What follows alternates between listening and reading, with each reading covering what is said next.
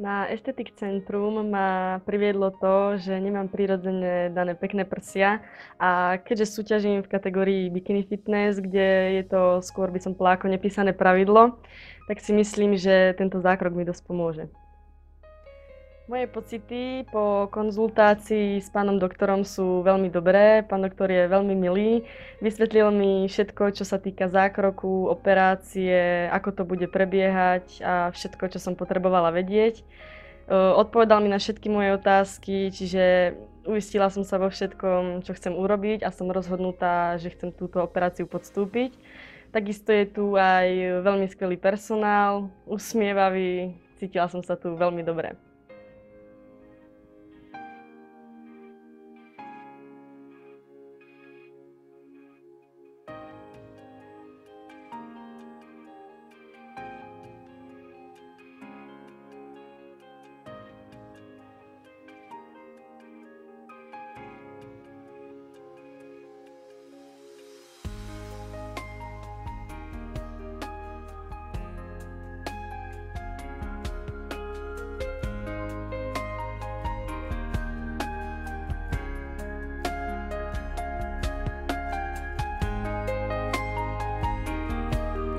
Takže klientke sme realizovali augmentáciu prsníkov, vkladali sme okrúhle implantáty aj za účelom zvýraznenia dekoltu, čo okrúhle implantáty umožňujú.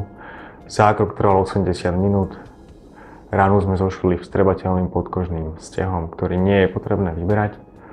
Doba rekonvalescencie po takomto zákroku je týždeň až 2. Klientka je športovkyňa, vzhľadom na to sme volili vloženie implantátu pod žľazu.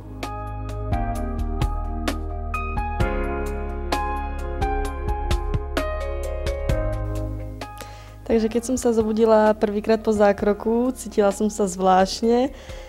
Nevedela som, či sa môžem vôbec nejako hýbať, mala som takú ťažobu na hrudníku, ako keby som tam mala nejakého veľkého slona. Na druhý deň po operácii už to bolo lepšie, už som sa dokázala sama postaviť, sama ísť na vécko, chodiť. Všetko som si dokázala urobiť sama.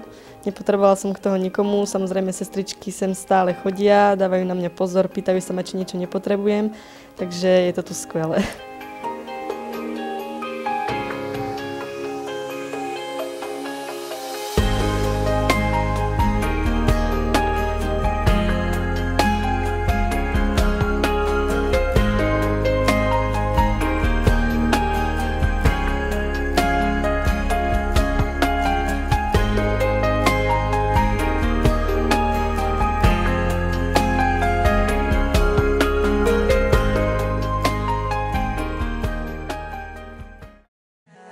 Te pintaron pajaritos en el aire, te juraron falso amor y lo veíte, tus promesas se quedaron en el aire.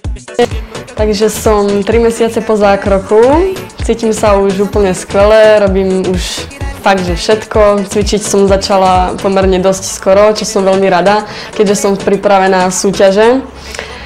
No, okolie si to všimlo dosť skoro, niektorí to už aj vedeli, rodina, kamaráti, niektorí si to všimli neskôr. A tak hodnotili to pozitívne celkom, vedeli, že som si to dala spraviť, teda hlavne kvôli súťažiam.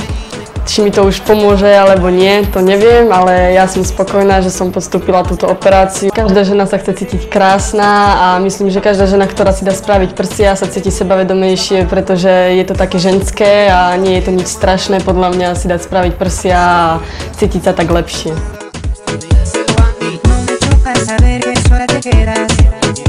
Yo te lo dije que te iban a pagar con la misma moneda.